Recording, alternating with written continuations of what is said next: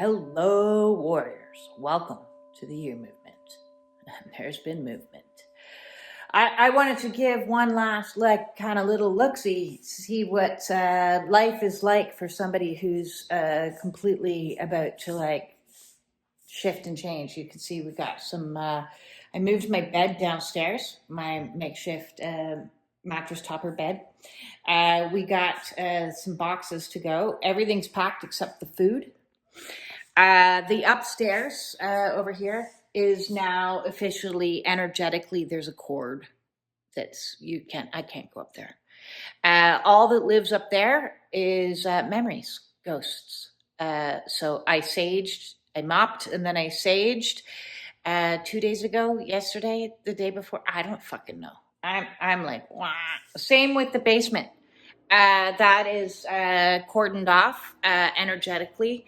As nowhere land. It's still a little bit of a mess, but whatever. As I said, so we've got one box worth of stuff there. Unfortunately, I ran out of boxes, so it's going to be one bag worth of stuff there. And then the fridge. And then in here, I have food. And so everything is already at the front door, ready to go. So it is, and everything else is in the garage. So there'll be no going up and downstairs for moving. Everything is efficient as it can be, because, when I got down to today's boxes, I was like, I don't fucking care, just throw it in a box. So my normal crazed organization kind of disappeared. Arwen's coming in now. She's like, I don't know what the hell's happening. And then here is my office area. I've been working there, and that's my Oracle deck box. So yes, that is a mini tour of life for somebody, what it looks like when your life collapses in your home. So it's been weird energies for the last little while. I'm going to see if I can plop you here, because all my stands are packed away. There we go. It's been weird energy because there's a lot of ghosts in this place. A lot of ghosts. And interestingly, a lot of those ghosts have to do with this whole twin situationship. I did a video about that the other day, because all my memories of that person are here in this house. As well as all my memories of Fuckhead are in this house. Sorry, that's what I call my ex now. It's like Voldemort, once you go to the evil, you're no longer entitled to a name. So it's like he who shall not be named. But I've been processing through him for years. You've been watching me process through him. So the last week or two, as I'm coming up to the end, tomorrow's the big day. I start anew, age 52, starting over. Whatever. It's like, oh, okay, now I have to wrap up all the karma. This house is the karma house, is what I'm calling it now. And man, was it a heavy load of karma. Financially, it was brutal. Emotionally, in every single room, there's a negative memory, a negative charge. If I had walked you around my bedroom, I could have been like, and this is where the machete was stored that scared the living shit out of me. And this is the bathroom where he broke down the door and stormed in to show me his brute strength. So those kinds of memories. But then there's also, as I said, I'm processing now the grief that, that delusion that my twin was going to manifest at my front door. Again, I can't remember the name of that book. It's like Sense and Sensibility. No, it doesn't matter. Pride and Prejudice. It's one of those kinds of stories. Mr. Darcy. You remember Mr. Darcy in that movie where Mr. Darcy's or book.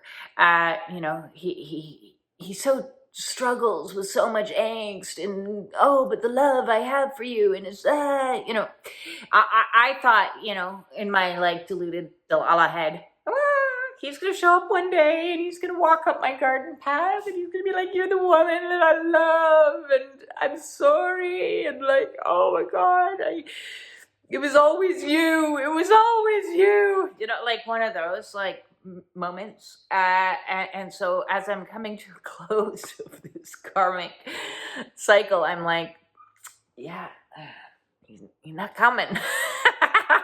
It's been 4 years. He's not coming. He's not coming. I'm moving. So I'm leaving the ghosts behind. I'm leaving the delusions behind, the illusions and everything else that came along with this crazy journey that has taken place in this house. Ode to the Karma House is where we're at. Ode to the Karma House. I moved into this house in 2009. The person I was in 2009, oh my God. I was so deluded. I was so deluded. I had, you know, back then from about, I don't know, the early 2000s, I was doing a lot of spiritual work. It's when I got into Reiki. It's when I was, you know, reading incessantly all these like self-help books like The Secret. Whoa, I'm going to manifest the man of my dreams. Wow. And I made myself this beautiful, you know, vision board. There was a giant Canadian flag because I was in Ireland and I wanted to come home so badly. I was like in isolation and, you know, off on my own and raising a kid by myself. And I had been excommunicated from my family because I made my bed and so I'm going to lie in it now. You know, that was what my mother said when my son was born. And I said, can I please come home? Because, you know, his dad doesn't want me. So, and she said, you made your bed. Now you have to lie in it. So I was, you know, banished to Ireland for 10 years, living on my own in a foreign country where I developed a lot of, you know, stoicness, you know. And so I had this vision board because, you know, the secret. And I listed out all the characteristics that I wanted of a man, and I wanted to find my man. Where's my man? Because I tried dating like in Ireland, and it didn't work. Canadian and Irish, just I don't know. It didn't work for me, anyways. So it didn't. Tried a South African, that one didn't work either. Tried an American, no, that one didn't work. So I was like, I want to go home. I want to go back to Canada. I want to meet a nice Canadian man. Where's my Canadian man? And 2008, I came home for the summer because it was my ex-best friend's engagement party. She was getting herself all wed, and I met the ex at this party, and you know, he was charming and had the little ka-ching in his eye and could crack a good joke. And there's nothing better for me than like a man that can like crack a good joke. And he had that like that real charm. So he did. But I was very like, I don't know if this is my man. He's in Canada. I'm in Ireland. This may not work. I don't know what's happening. And then I found out he had just recently gotten out of a marriage. And I was like, oh, no, we're not going to do this. You need time to process and heal. We got to heal. We got to be healed. And he was persistent as fuck. Like, oh, my God, so persistent. Like we would be long distance texting and Facebook and Zoom. It wasn't Zoom back then. What was it? Skype, like every single day. And, you know, he was just love bombing the shit out of me and putting in so much time and energy. And what I didn't realize, of course, because I can find my man. I was just so deluded by The Secret. that he was in fact like casing me. Like what narcissists do is they ask you lots of questions, and they're so interested in your life, and you think that's because they're interested in your life, but what they're really doing is clocking all the lingo that you use, clocking your personality. They're like they're doing a case study. So that's why there's like all this like attention that's given, and all this like query into your life, and so they can mirror back to you. They start to morph and mirror back to you. But I was like, oh my god, this guy is so great, like when it came time that my mother said, you got to move back to Canada, and I was like, yes. So there were talks in the works of me coming home, and then there was this guy that was at home waiting for me, and I was like, this is going to be the best thing ever. It's going to be my fairy tale. Lo and behold, I ended here. We were going to start our lives together, and I was like, I was just so blindly skipping into my new life.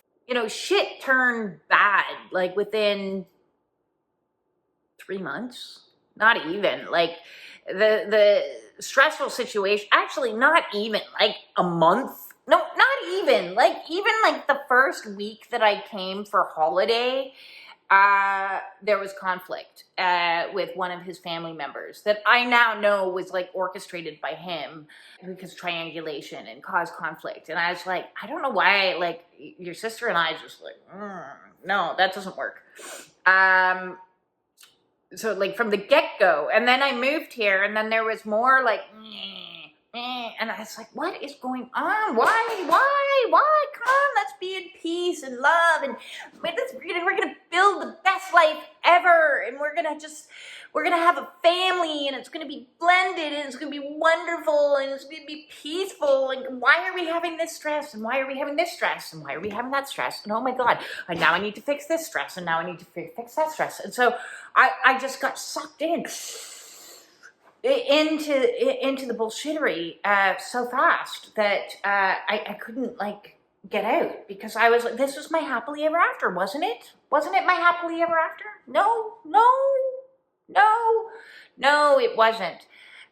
Before I knew it, I was sliding into something that I could not extricate myself from. Like, it was bad. So karma. Yes, karma marriage. And despite all my best efforts to fix it, to fix the house, to fix my life, to fix, because I'm a fixer, it was brutal. So yes, there's a million and one brutal memories in Karma House. Over there is where he used to stand and just stand there and just eat his dinner. Long ago, we stopped having family dinners because he turned them into World War III, and he was nitpicking on my son, and I was like, fuck.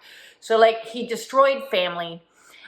He destroyed my relationship with my son to a certain extent, because he was triangulating that. He destroyed the relationship with in-laws. He was just a destroyer.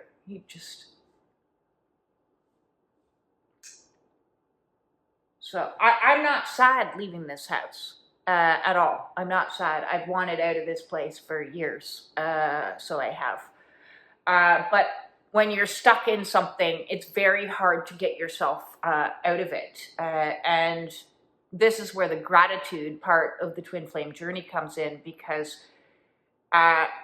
if you see my before picture, as in this is me before I got to Canada, like my Ireland photos, I was sexy. I was fit. I was looking good. I was emotionally in a like good place, or so I thought, because I had all those things well tucked inside. And then you see how sick and fat and disordered and numbed and like Like by 2015, when I started taking meds again, I became like zombified. I was just like, yeah, okay. Yeah. If that's, yeah, okay. No, I don't want to argue over that. I just don't. Okay, let's just do it your way. Like, I'm tired of trying to argue with you. You never listen to anything I say, anything. Yeah, okay, okay. Let's just text and then it'll be quieter in the house. Yeah, okay. Oh, you want like separate rooms? Yeah, okay. Yeah, yeah, okay. Uh, so I was a zombie. Those meds, the misdiagnosis, and those meds just made me tolerate being abused. And then along comes my Mr. Darcy. And I wasn't looking for it. So don't give me grief about that. I was not looking for it. I was not looking for an exit strategy. I was resigned myself to the, I had tried separations at least, I don't know, 5, 6 times. Let's get separated, Okay, separated meant we were roommates in the same house. It's not like he would leave. He just wouldn't leave. So when I started having, I was doing a lot of work around the house to try to make, if it looked good around me, then maybe it would feel good in me because it felt like shit. But, if I had a nicely painted wall or if I had a refinished bathroom or, if I put money, because I knew ultimately this house was my inheritance. So I was like, I'm going to put money into it because I want it to like have a good resale value. I want it to be good and be kept in good condition. I tried my best. I tried my fucking best. And then, I meet this person that like activates me from this zombie state and wakes me up. Like, I'm awake now. What the fuck? Who am I living with? What am I doing? My entire life began to like go through a process of transformation. And being that I was like still so doolala into the fairy tale, I was like, okay, well, this is why it never worked with this person or anyone else for that matter, because I'm destined to be with you. So I'm destined to be with you. And I'm madly, deeply, passionately in love with you in a way that I've never loved any human on the planet before.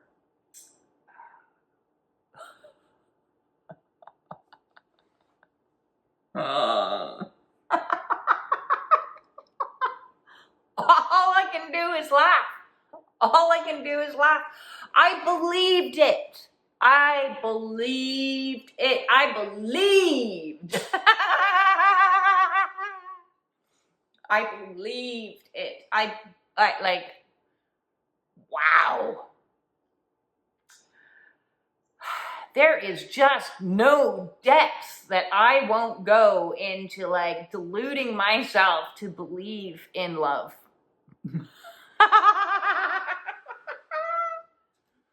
It's crazy. It's crazy. I don't know. This heart of mine is, I don't know. I love my heart. I love that I have the capacity to fall madly, deeply, passionately in love. I love that is something that I have the power to do and to risk it all. To risk it all. To risk it all in the name of love. Because what happened was, I had this activation and I was honest and I was stood in my integrity and I came clean immediately to my ex. And I was like, listen, I have fallen in love with somebody else, which means I'm not in love with you, which means we do not belong together. You belong with your person and I belong with this other person. Is who I belong with. Not that this other person and I had conversations or anything. I mean, like, I was just doing this because I was deluded. And I was like, I'm in love.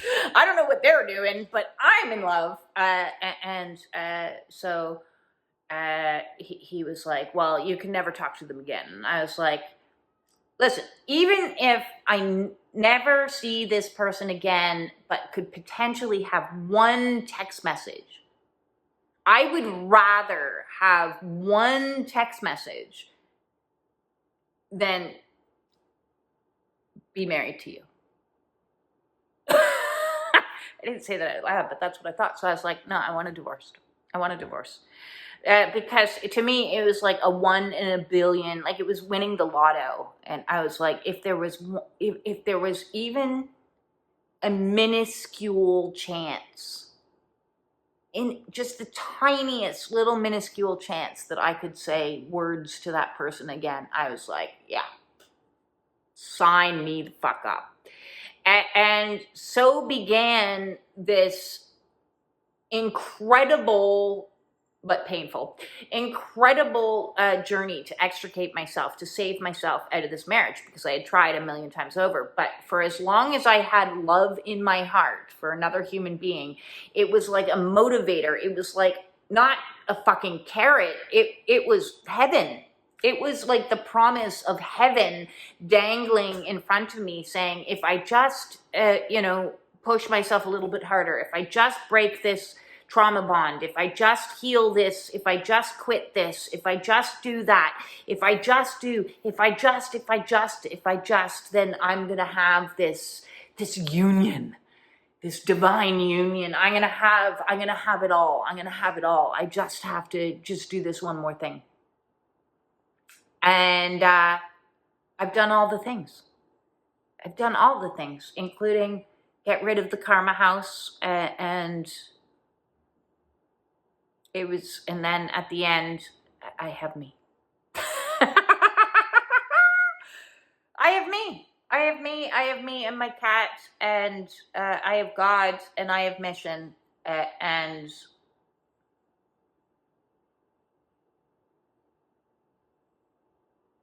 I have the best version of me that's ever existed. I am starting from scratch as me for the first time in my life, because the dangle was so powerful that it made me get rid of everything that wasn't in alignment. Not because anybody promised me anything or said, if you do this, this is what will happen. Although, a lot of the twin flame community says stuff like that. You just have to heal that little bit more. And now I'm like, I've done my part. I've done it. And I'm now letting go of the biggest karma of all, which is the house and the ghosts of both of them. The both of them. It was all just one karmic clusterfuck extraordinaire.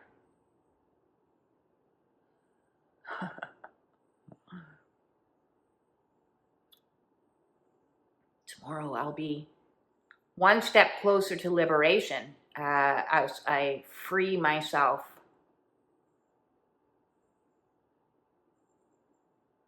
from the walls. This is now a mausoleum where dead dreams and ghosts, and that's even funny to me, ghosts, after being ghosted. Ghosts live here. I don't belong. I belong with the living. I don't belong with the ghosts. So tomorrow I pack up all my shit and I go to the magical forest.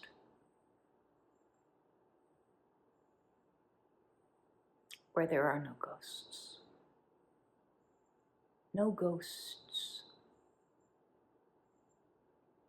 Just an empty slate.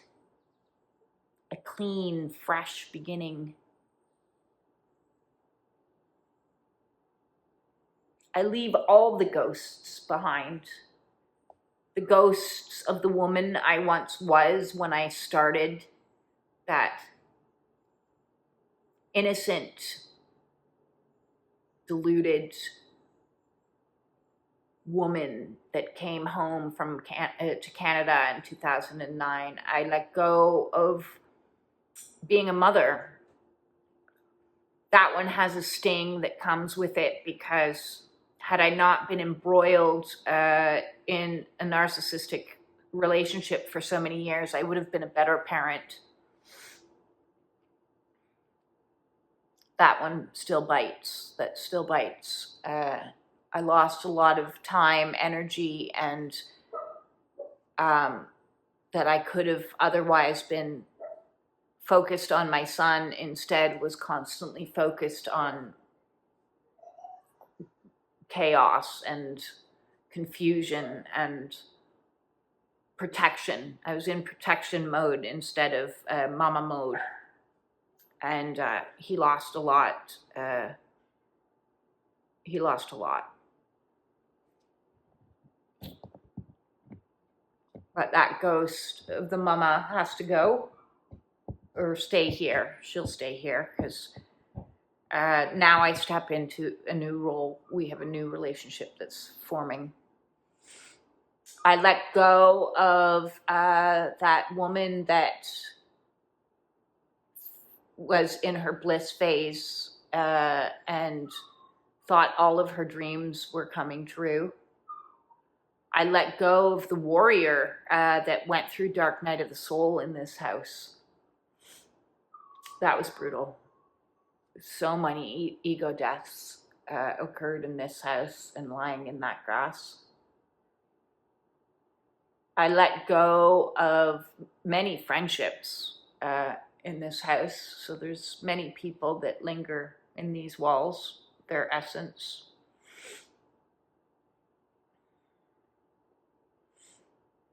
I think it's fitting that I've had to do this move all by myself so far.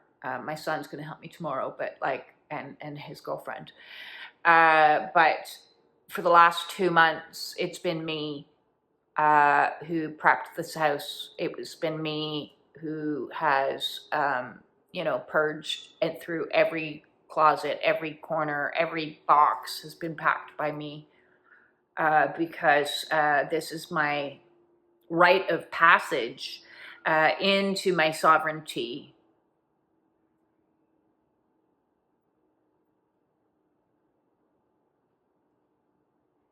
This is the end. This is the end. Hey, little girl. Arwen's coming to say hello. Well, folks, this is the end, and tomorrow is the beginning. So it is. And I'm excited. I'm very excited, because it's taken me a lot to get to that place of excitement, but I am excited to see what's coming, because Soul Tribe is coming together.